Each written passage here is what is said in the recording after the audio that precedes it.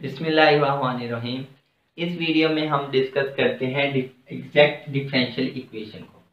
तो चलें, सबसे पहले हमारे पास अगर एक फंक्शन है एफ ऑफ एक्स वाई, यानी ये हमारे पास फंक्शन के कितने वेरिएबल है, 2 वेरिएबल हैं।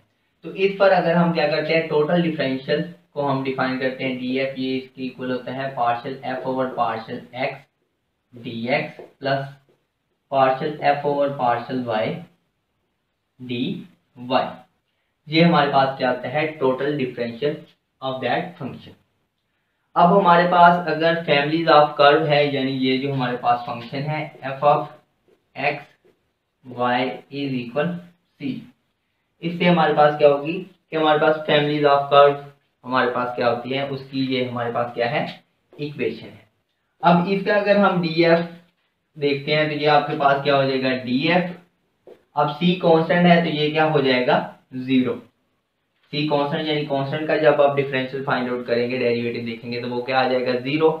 अब लेफ्ट साइड पर क्या आ गया है, ये आपके पास डी एफ, और डी एफ ऊपर हमने ये लिखा हुआ है कि डी एफ किसके इक्वल है, ये आपके पास। अब यहाँ इसमें हम क्या करते हैं, ये जो ऊपर हमने डी एफ निकाला हुआ है वो पुट कर देते हैं, तो ये आपके पास हो जाएगा partial f over partial x d x plus partial y partial f over partial y d y is equal zero.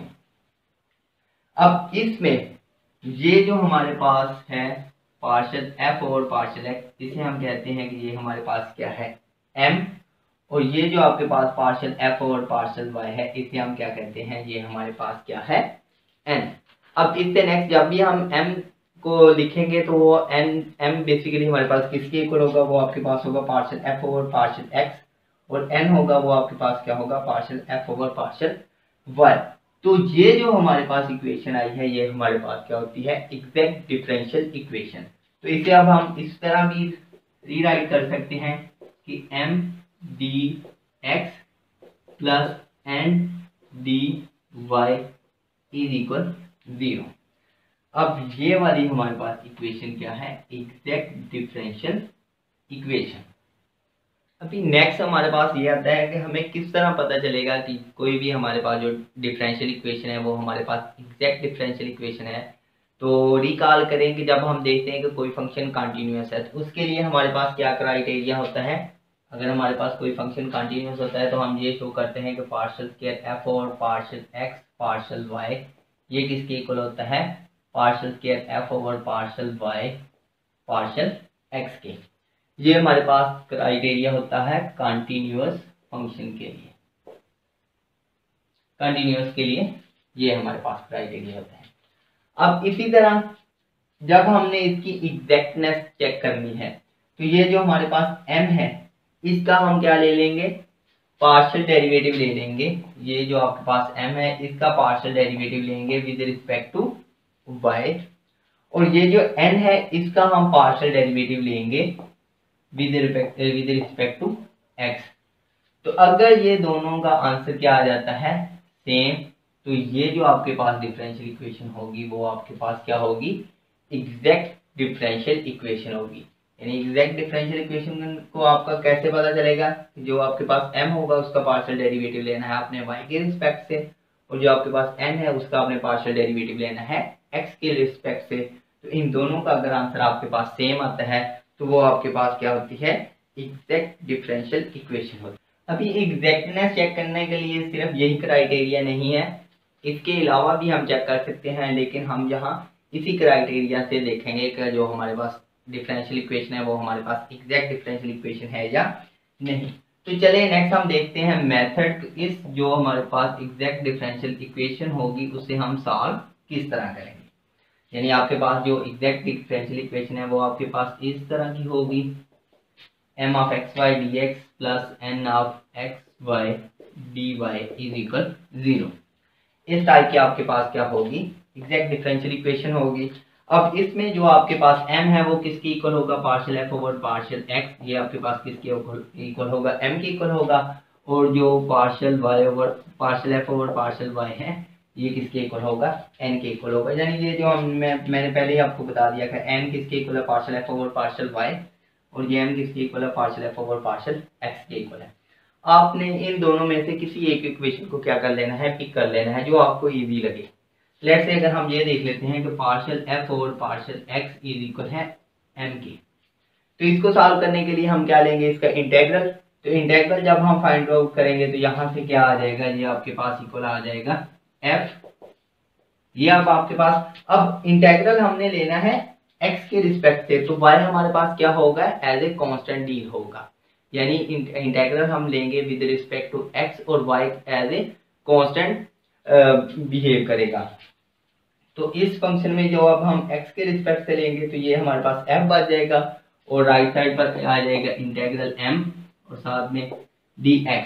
अब साथ में हमने इंटीग्रेशन का कांस्टेंट लिखना होता है, तो जब हमारे पास एग्जैक्ट डिफरेंशियल इक्वेशन, इसमें ये जो हमारे पास हमने लिया है, इसका इंटेग्रल लिया है विद रिस्पेक्ट टू x और y को हमने कांस्टेंट लिखा है, तो साथ में हम g ऑफ y लिखेंगे, यानी कि जो हमारे पास as a y constant behave हो रहा है, पहले हम लिखते थे कांस्टेंट c शो करते थे इंटीग्रेशन कांस्टेंट को, लेकिन उसमें जब हमारे पास x और y दोनों क्या होते थे, वेरिएबल बिहेव करते थे। लेकिन अब हमारे पास y भी क्या कर रहा है, एज ए कांस्टेंट डील कर रहा है, तो हमने साथ में जो y का फंक्शन होगा तो उसको हमने किससे रिप्रेजेंट कर दिया है, g ऑफ y के, तो इसकी हमें क्या करनी पड़ेगी, वैल्यू को फाइंड आउट करना पड़ेगा। तो g ऑफ y की वैल्यू को फाइंड आउट करने के लिए हम क्या करेंगे, ये जो f है इसका हम क्या ले लेंगे, डेरिवेटिव ले लेंगे विद रिस्पेक्ट टू y। तो जब हम इसका डेरिवेटिव लेंगे partial f over partial y के रिस्पेक्ट से लेंगे, क्योंकि ये हमारे पास g ऑफ y है, तो हम क्या लेंगे, पार्शियल डेरिवेटिव y के रिस्पेक्ट से, तो ये इधर भी क्या हो जाएगा, partial over partial x integral m d of x, और ये आपके पास क्या हो जाएगा, prime g prime of y, या ऐसे भी लिख सकते हैं partial g over partial y। अब ये partial f over partial y ये किसके इक्वल है, ये हमारे पास n की इक्वल है, तो यहाँ n की क्या कर देंगे, वैल्यू को रिप्लेस कर देंगे और यहाँ आपके पास आ जाएगा partial over partial x integral m dx plus g prime of y।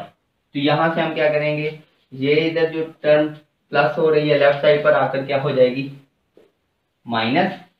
तो हमने बेसिकली ये वाली हमने g ऑफ y को क्या करना है, फाइंड आउट करना है, तो यहाँ g प्राइम ऑफ y है, तो यहाँ से g प्राइम ऑफ y को हम एक साइड पर रखते हैं, तो ये लेफ्ट साइड पर आपके पास n है, माइनस क्या हो जाएगा, ये वाली चीज क्या हो जाएगी, इस पे से माइनस हो जाएगी, तो ये क्या हो जाएगा, partial over partial x, sorry हम y के रिस्पेक्ट से ले रहे हैं, तो सॉरी यहाँ भी क्या आएगा, y ही आएगा, x नहीं आएगा, क्योंकि हम क्या ले रहे हैं, पार्शियल हमने डेरिवेटिव लिया है y के रिस्पेक्ट से, तो यहाँ भी क्या आपके पास आएगा, y आएगा।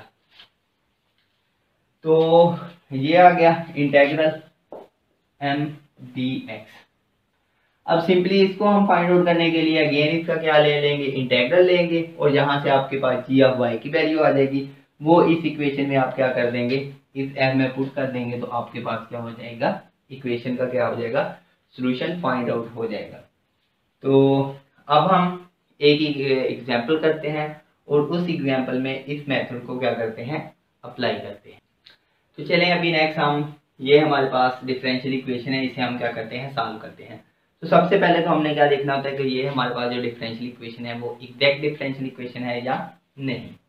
तो चलें सबसे पहले देखते हैं कि ये हमारे पास एग्जैक्ट डिफरेंशियल इक्वेशन है, तो इसमें जो आपके पास m है वो क्या है, जो जनरल हमारे पास एग्जैक्ट डिफरेंशियल इक्वेशन थी वो ये थी, वो मैं अगेन एक बार लिख देता हूँ, पहले हम ऑलरेडी देख चुके हैं। ये हमारे पास जनरल हमने रिप्रेजेंट किया था एग्जैक्ट डिफरेंशियल इक्वेशन को, तो m में किसके इक्वल था, partial f over partial x के, और n किसके इक्वल था, partial f over partial y के। तो अब इस इक्वेशन को इस इक्वेशन के साथ कंपेयर करवा कर आप देखेंगे y की वैल्यू m की वैल्यू आपके पास है, तो वो ये होगी, जो dx का कोफिशिएंट है वो आपके पास क्या होगा, m, तो ये आपके पास है 1 - 2x y।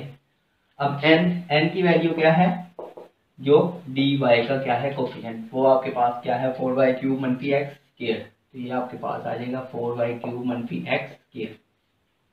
अब एग्जैक्टनेस का क्राइटेरिया क्या था, ये partial m over partial y ये इक्वल आना चाहिए partial n over partial x के। तो चले इनकी वैल्यू फाइंड आउट करते हैं। m है, इसका हम पार्शियल डेरिवेटिव ले लेते हैं y के रिस्पेक्ट से। तो y के रिस्पेक्ट से लेंगे तो 1 0 मनफी 2xy, तो y का 2x as a constant deal होगा और y का y के रिस्पेक्ट से पार्शियल डेरिवेटिव क्या हो जाएगा 1, तो इसका आंसर क्या आ जाएगा मनफी 2x। अब इसी तरह इसका ये जो n है इसका हम पार्शियल डेरिवेटिव लेते हैं x के रिस्पेक्ट से, तो ये 4y³ कांस्टेंट 0 हो जाएगा, मनफी x² का क्या हो जाएगा पावर रूल लगेगा, तो ये कितना आ जाएगा 2x। तो आप देखें कि ये आपके पास इसका आंसर भी कितना आया है मनफी 2x, इसका आंसर भी कितना आया है मनफी 2x। तो मतलब ये आपके पास क्या है एग्जैक्ट डिफरेंशियल इक्वेशन है। तो अब इसको हम सॉल्व करने के लिए इसका जो एग्जैक्ट के लिए हमने मेथड पढ़ा था वो क्या करते हैं अप्लाई करते हैं। तो ये जो आपके पास m ये किसके इक्वल है, ये आपके पास इक्वल है 1 मनफी 2xy। अभी m आपके पास किसके इक्वल है, m आपके पास इक्वल है partial f over partial x के, ये इक्वल हो जाएगा 1 मनफी 2xy। अब हमने क्या करना है इसका इंटीग्रल फाइंड आउट करते हैं। सबसे पहले हम रीराइट कर लेते हैं पार्शियल f 1 मनफी 2xy dy सॉरी dx, क्या आएगा dx। अब इसका हम इंटीग्रल लेते हैं विद रिस्पेक्ट टू x और y क्या होगा एज ए कांस्टेंट डील होगा। तो जब हम इसका इंटीग्रल लेंगे पार्शियल x के रिस्पेक्ट से तो ये आपके पास इधर क्या आ जाएगा f। अब ये इसका 1 का आपके पास इंटीग्रल क्या होगा x आ जाएगा मनफी 2x मनफी 2y, तो एज ए कांस्टेंट डील होगा, तो ये मैं इधर लिख देता हूँ 2y। अब x पर जब इंटीग्रेशन होगी तो पावर में एक 1 होगा और डिवाइड में 1 + 1 हो जाएगा, तो ये कितना हो जाएगा 2। अब साथ में आपने कांस्टेंट लिखना है, तो कांस्टेंट आपके पास क्या आ जाएगा g(y), क्योंकि हमने y को एज ए कांस्टेंट डील किया हुआ है। तो अब हम ये जो y का फंक्शन होगा उससे हमने रिप्रेजेंट कर दिया है, ये आपके पास क्या है g(y). तो ये आपके पास क्या हो जाएगा f = x मनफी ये 2 से कैंसिल आउट हो जाएगा, तो ये आपके पास हो जाएगा y² प्लस g(y). ये आपके पास इक्वेशन, इसको आप क्या दे दें इक्वेशन ए का नाम दे दें। अब हमारा काम है हमने क्या फाइंड आउट करना है g(y) को क्या करना है फाइंड आउट करना है। तो g(y) को फाइंड आउट करने के लिए ये जो हमारे पास फंक्शन है इसका हम डेरिवेटिव ले लेते हैं, पार्शियल डेरिवेटिव ले लेते हैं with respect to y। x के रिस्पेक्ट से सॉरी नहीं लेंगे, y के रिस्पेक्ट से लेंगे, क्योंकि x के रिस्पेक्ट से लेंगे तो ये अगेन क्या हो जाएगा 0 और इसी की तो हमने क्या करनी है वैल्यू क्या करना है फाइंड आउट। ये x क्या हो जाएगा 0 क्योंकि x कांस्टेंट होगा y के रिस्पेक्ट से, मनफी 2x² की क्या कांस्टेंट होगा और y की जगह पर क्या आ जाएगा 1। इसका जब पार्शियल डेरिवेटिव लेंगे प्लस g'(y), यानी g'(y) ये सेम ही है partial g over partial y के। अब ये partial f over partial y इसकी हमें वैल्यू मालूम है, क्योंकि ये जो आपके पास n है n किसके इक्वल होता है, ये आपके पास होता है partial f over partial y। तो ये भी आपके पास क्या है partial f over partial y, और ये क्या होता है n, और n की वैल्यू आपके पास क्या है 4y³ मनफी x²। तो इसकी जगह हम ये इसकी क्या कर देते हैं वैल्यू रिप्लेस कर देते हैं, तो ये आपके पास क्या हो जाएगा 4y³ मनफी x² इज इक्वल, ये क्या हो जाएगा राइट साइड पर मनफी x² प्लस g'(y). अब ये क्या हो जाएंगे कैंसिल आउट, लेफ्ट साइड पर आएगा प्लस माइनस 0 हो जाएगा, तो यहाँ से आपके पास g'(y) ये किसके इक्वल आ गया है 4y³ के। अब इसका आप इंटीग्रल ले लें y के रिस्पेक्ट से, तो ये इंटीग्रल और डेरिवेटिव कैंसिल आउट हो जाएगा, तो क्या बच जाएगा g(y) बच जाएगा, और यहाँ क्या लगेगा 4 कांस्टेंट बाहर और इसका इंटीग्रेशन की पावर रूल लगेगा, तो ये क्या हो जाएगा y3 + 1 ओवर 3 + 1 प्लस साथ में आपके पास कांस्टेंट आ जाएगा c। अब आपके पास कांस्टेंट क्या आ गया c। अब ये आपस में कैंसिल आउट हो जाएंगे, तो यहाँ से आपके पास y की वैल्यू कितनी आ गई है y4 ओवर प्लस c। अब ये जो वाली वैल्यू है आप क्या कर दें इस इक्वेशन ए में क्या कर दें, रिप्लेस कर दें।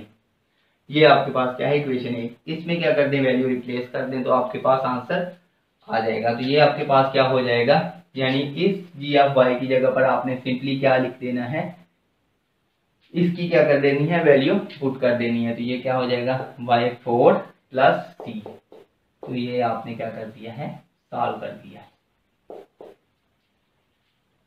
तो ये था हमारे पास concept of exact differential equation का।